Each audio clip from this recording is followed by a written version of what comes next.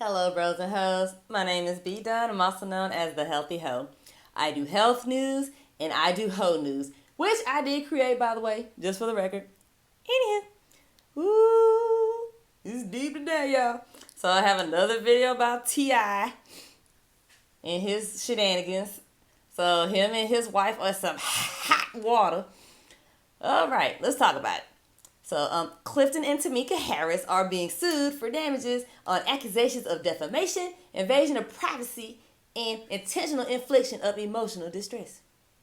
They've also been accused of kidnapping, drugging, and sex trafficking. Kidnapping, like snatching motherfuckers up and throwing them in a car and driving off type shit like that. That's called kidnapping. And it's very illegal. It's a felony, and you can definitely get life in jail for that.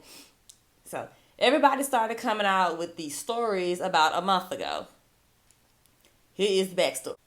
Sabrina Peterson, who is Tiny's ex-friend, they fell out, obviously, says that T.I. held a gun to her head a long time ago. And Tiny and Sabrina have beefed on and off over the years. And you know, when people fall out, secrets start coming out, right? Sabrina says that she didn't call the police, she didn't sue, and that she didn't speak on it when she could have. So why is she saying something now on Instagram Live? Okay. Out of nowhere. So then Sabrina starts talking about the alleged sex trafficking. And if you've been their friend for all these years, you sat back and watched? Okay. Now, Shekinah, Tiny's current or more recent BFF, I think they're still friends, got on Instagram talking about it.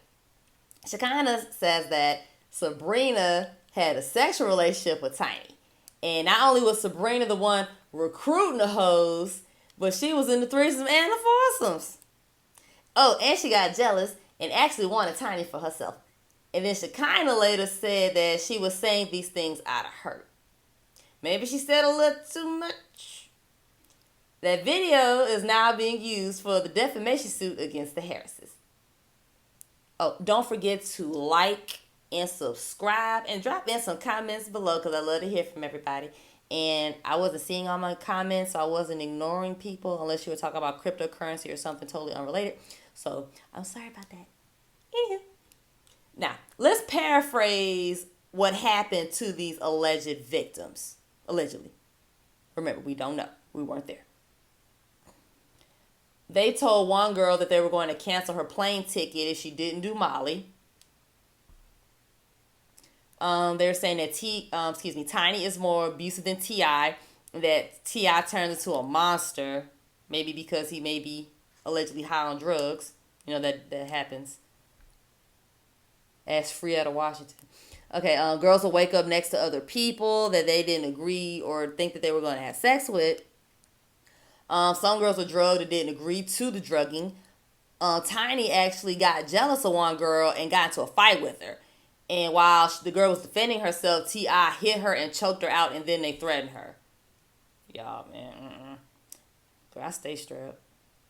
They raped girls with toys that were too high to keep their heads up. They told two girls that they had to take X to enter, or a jigger, if you're from Baton Rouge. And they said that they pretended to take it. Like, they put it in their mouth, and then they just spit it back in the soda. And they got $3,000 each, and they never went back. So I guess they wiped their tears with $100 bills. One girl said that 9 girls split $1,000, and she got like $660 or something. Ooh, that's bad. They held a girl's phone so she couldn't call an Uber. T.I. asked the girl if he could put coke on the tip of his dick and fuck her. I guess. Sound like they were also having like unprotected sex with people, allegedly. Ugh, gross. They were also drugging girls who they already had sex with multiple times and then passing them off to their friends. Girls were waking up with sore vaginas and anuses and not knowing what happened to them, not remembering anything. Now, I'm going to put a link to the expose that elder sister Angela Stanton did if y'all want to read, all the confessions. And she broke everything down for like an hour. So I was just paraphrasing all the allegations. Okay. Elder sister also was talking about how Rob Kardashian and T.I. had gotten into it. I didn't even know about this. Did y'all know about that? Let me know in the comments below. So Rob Kardashian told T.I. to keep his mouth shut about his daughter. So apparently T.I. was talking about the baby. And Rob said that China was very young and had a paid threesome with T.I. and Tiny, so he needs to shut up. I don't know, y'all. But T.I. shut up. So now, after all of this, Sabrina decides to sue in 2021. So Sabrina's defamation suit arrives the same day another attorney, Tyrone A. Blackburn, held a virtual news conference on behalf of 11 clients, accusing T.I. and Tiny of the same things as far back as September 2005. Last month, Blackburn sent letters to the California and Georgia attorneys general calling for a criminal investigation. Blackburn also stated that his firm had been contacted in the first 2 weeks of February by more than 30 women who separately said all the same things.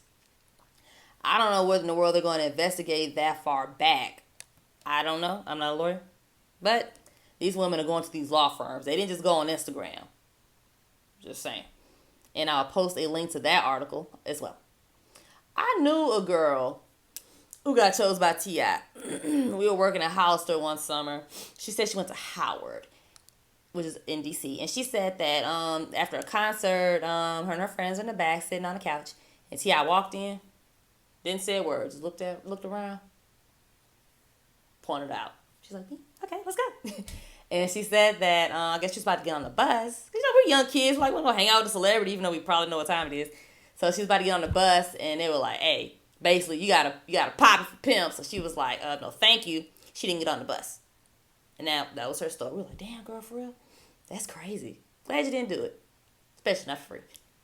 Okay, so what did we learn from all this? Now, I'm not talking to the women who were allegedly kidnapped and drugged against their will. If you're sitting in a club and a man slips you a Mickey, that's really, really horrible. I'm not talking about you. I do wish that these women said something to the authorities when they came to. Remember, once you take a shower, all the evidence is gone. If you take drugs to go have sex with people, don't expect for everything to be all fine and dandy. They want you out of your mind for a reason. That should be your first red flag. Ladies, you can't expect people to respect you or care for you. I'm sorry. It's just what it is. If a man pays you for random sex, not, you're, been dating this rich man for a while, he's taking care of you, and you're building a relationship. This is random, hey, I want to fuck you, come here, take a couple dollars sex. No. There's a good chance that he's going to get his money's worth. And you have no idea what that entails. It's very wrong, but it's kind of what you signed up for. Now, if you agree to go have sex with people, get the money before you get the drugs, okay? You should be getting paid before anybody sees a kneecap. That's how that's supposed to work. I'm not getting a lap dance, so I'll get paid first. That's just me. But, ladies, we got to do better. All money isn't good money, and these women have been traumatized. I don't know.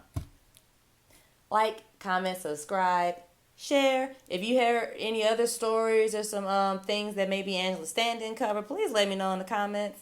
And I will get to all of them. I haven't been seeing some of them, and I didn't know that. And I will definitely respond. And don't forget to follow me on Instagram and Twitter, and like The Healthy Hoe on Facebook. So, talk to you guys later.